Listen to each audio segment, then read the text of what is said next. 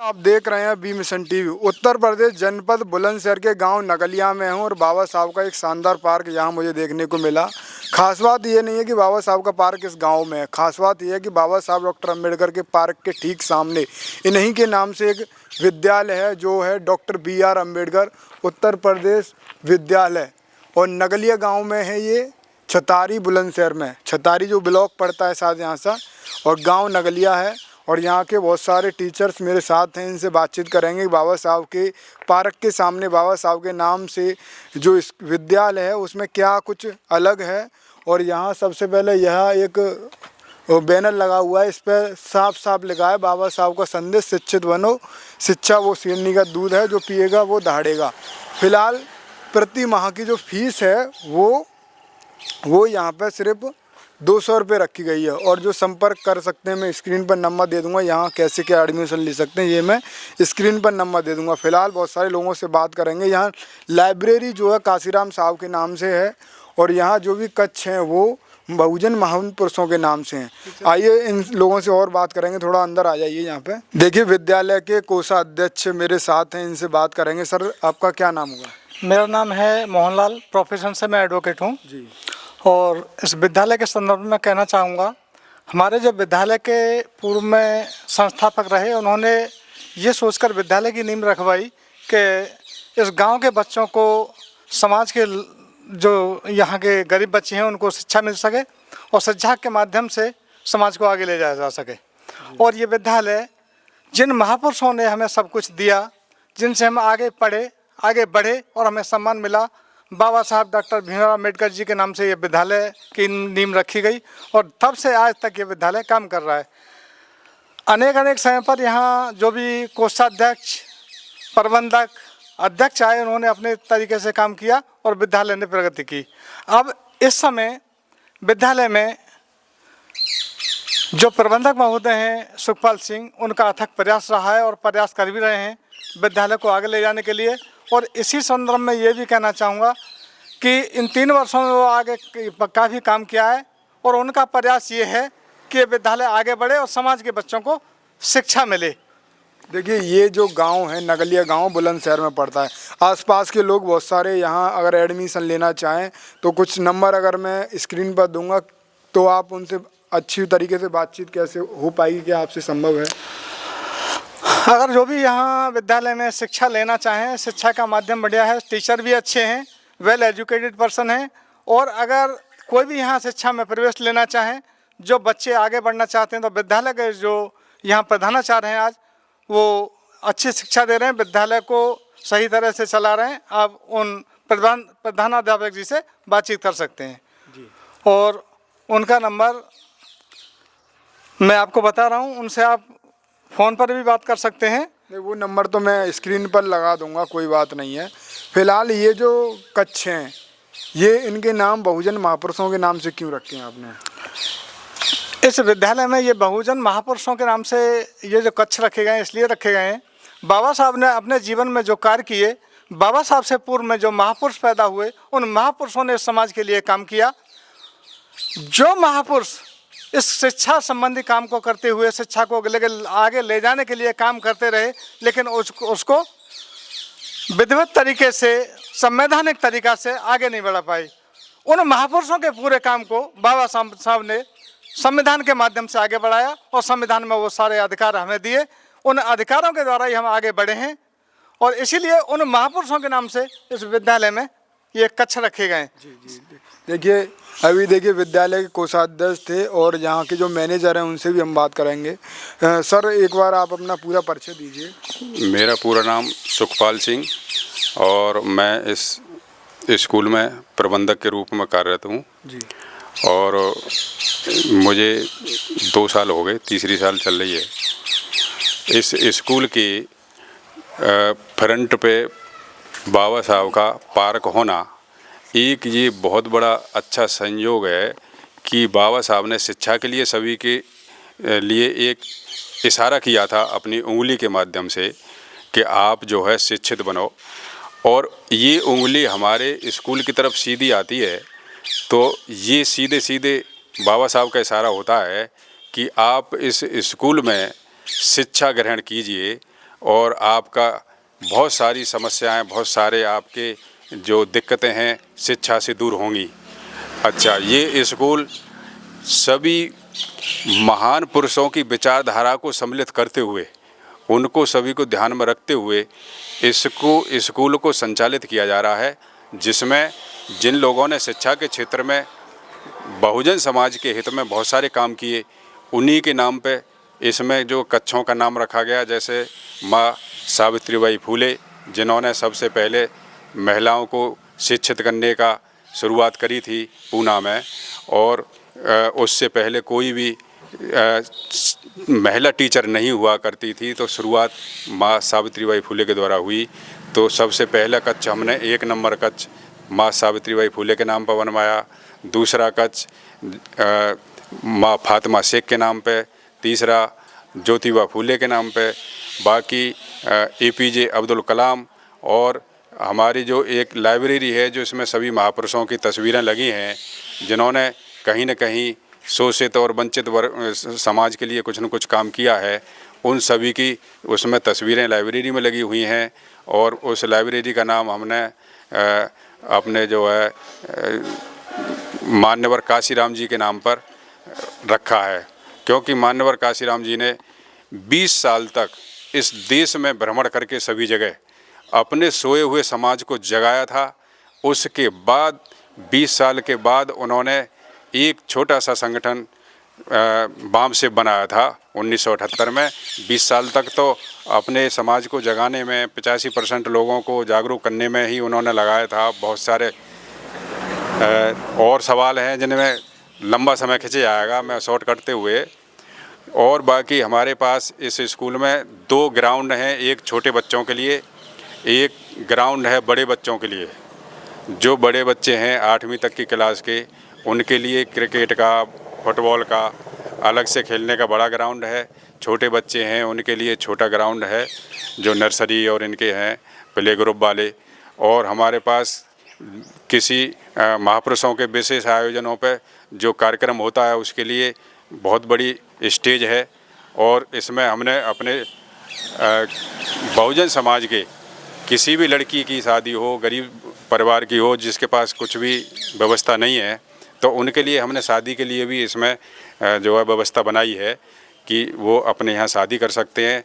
जिनके पास कुछ हो साफ़ सफाइयत के लिए तो इसमें कुछ दे सकते हैं स्कूल के दान के रूप में, यदि नहीं है तो ऐसी कोई पाबंदी नहीं है। सर, ये जो 200 रुपये आपने फ़ीस रखी है और आप इसको इंग्लिश मीडियम के तौर पर शिक्षा देने का वर्क कर रहे हैं, तो इतनी कम फीस में ऐसा कैसे आप संचालित कर पा रहे हैं? इसमें 200 रुपये इसलिए रखी गई है कि हमारे समाज की स्थिति आज भी बहुत ज़्यादा दयनीय है।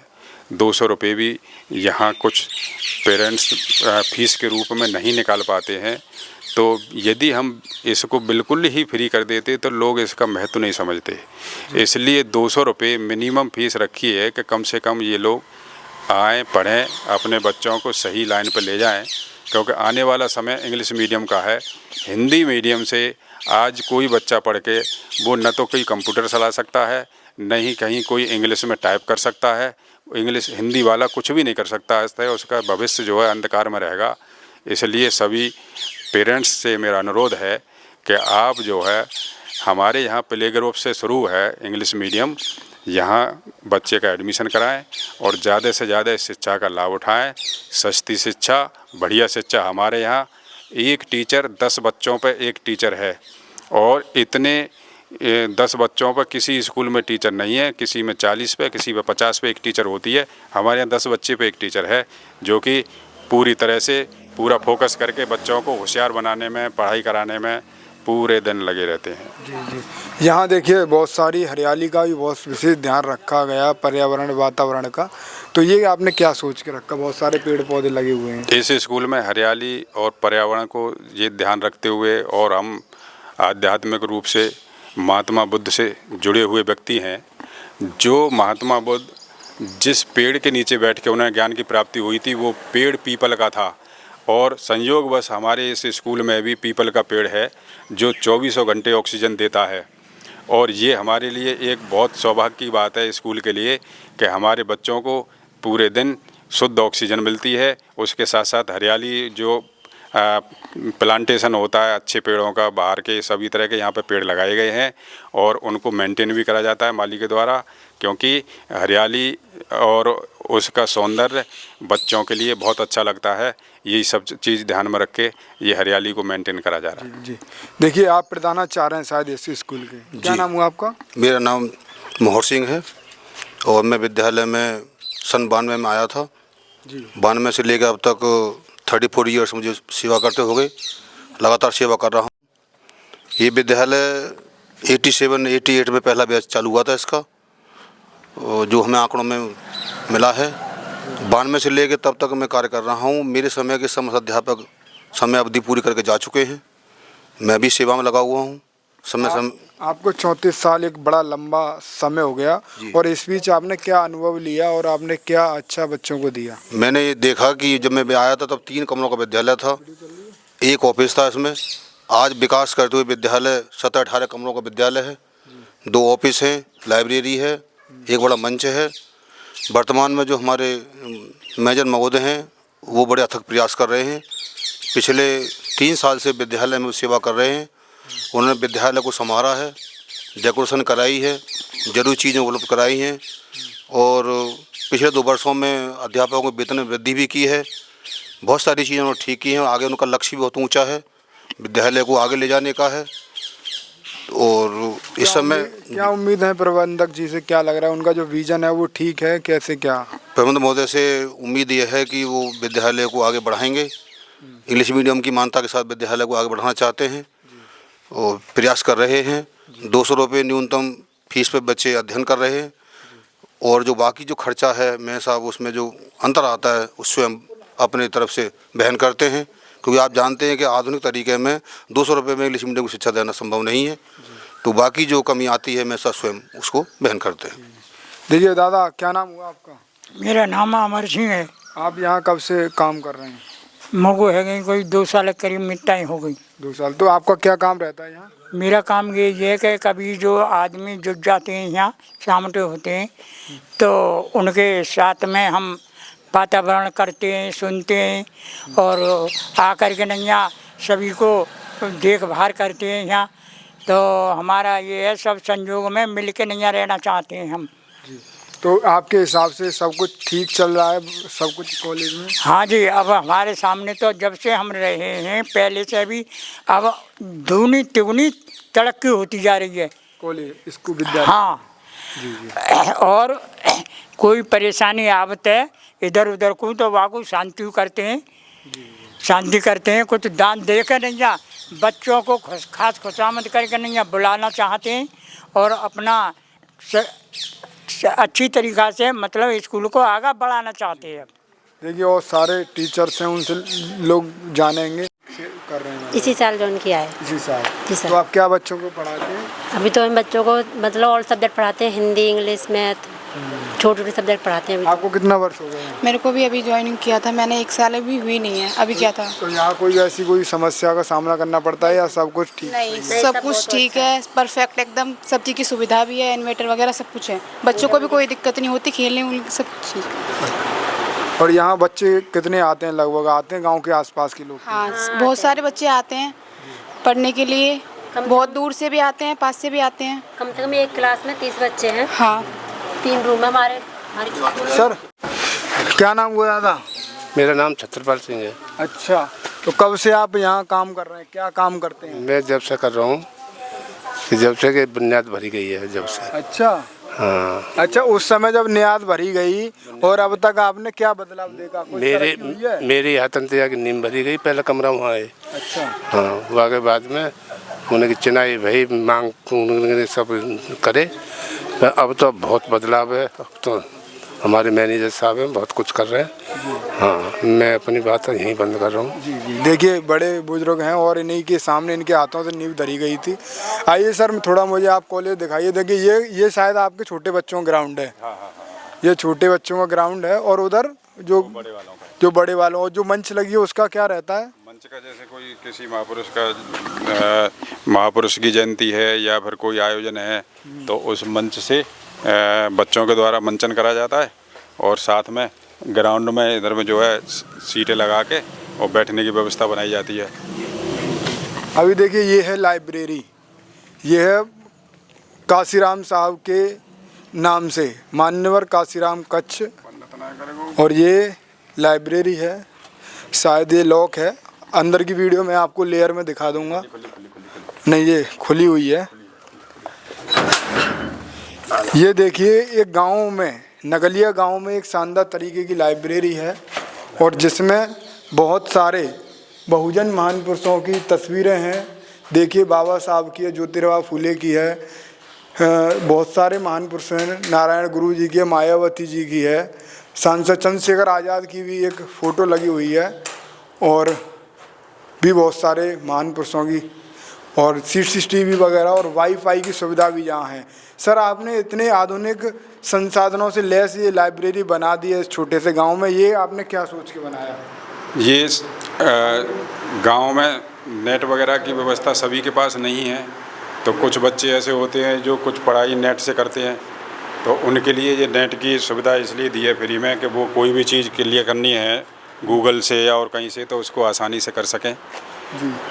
और अपना जो है कोई टॉपिक है उसे क्लियर कर सकें। देखिए यहाँ बहुत ही अच्छी तरीके की मतलब हवा और सांस लेने का महसूस हो पा रहा है, क्योंकि यहाँ बहुत सारे पेड़ लगे हुए हैं और ये सारे जो सर कच्छ हैं ये अब्दुल कलाम जी के नाम से है और उधर भी बहुत सारे महापुरुषों के नाम से है। ये हिंदी मीडियम की क्लास है इधर? जी जी, इधर हिंदी मीडियम है, उधर इंग्लिश मीडियम की है। देखिए इंग्लिश मीडियम की जो क्लास हैं वो आप स्क्रीन पर देख रहे हैं, वो क्या है सारी बहुजन महापुरुषों के नाम से हैं। एक बार कहेंगे इधर आ जाए, इधर आ जाइए। तो ये मेरे पीछे जो इंग्लिश मीडियम का रो है और यहाँ इंग्लिश मीडियम की बहुत सारी क्लासेस हैं और बहुजन महापुरुषों के नाम से कच्छ हैं। ये मैनेजर यहाँ प्रबंधक के तौर पर सर यहाँ काम कर रहे हैं और बहुत ही ज़्यादा शानदार तरीके से इस विद्यालय का मैनेजमेंट किया है। आसपास के जो भी बच्चे हैं इस विद्यालय में एडमिशन लेना चाहते हैं वो मेरे स्क्रीन पर दिए हुए नंबर पर कॉल करें और बातचीत करें। और सबसे ख़ास बात यह है कि बाबा साहब शिक्षा की ओर काफ़ी ज़्यादा महत्व दिए। बाबा साहब का सीधा इशारा था कि शिक्षा वो शेरनी का दूध है, जो पिएगा वो दहाड़ेगा। और बाबा साहब की स्टैचू की उंगली सीधे इस विद्यालय के गेट की तरफ है। जब बाबा साहब इस विद्यालय की तरफ इशारा कर रहे हैं तो कहीं ना कहीं आप सभी अपने बच्चों को भी इस विद्यालय में ज़रूर एडमिशन दिला के बहुजन महापुरुषों से विचारधारा से लैस इस विद्यालय में उनको जागरूक करें और अच्छी एजुकेशन दें। फिलहाल आप इस वीडियो पर अपनी प्रतिक्रिया दें। आप देख रहे थे बी मिशन TV। इस वीडियो को ज़्यादा से ज़्यादा शेयर करें।